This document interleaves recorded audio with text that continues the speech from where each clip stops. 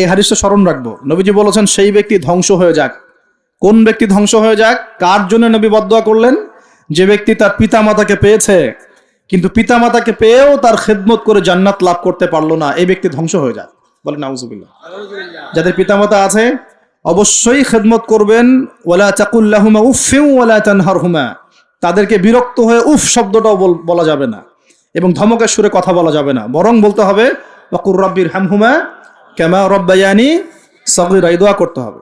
যাদের পিতামাতা নাই তারা জানে পিতামাতা চলে যাওয়ার কি কষ্ট, তাই না?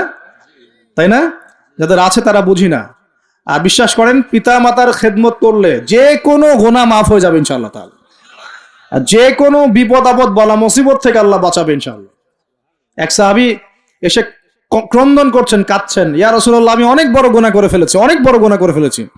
নবীজি বলছেন বাসায় চলে যাও, বাসায় চলে যাও, তোমার মায়ের সেবা করো, গুনাহ মাফ হয়ে যাবে ইনশাআল্লাহ।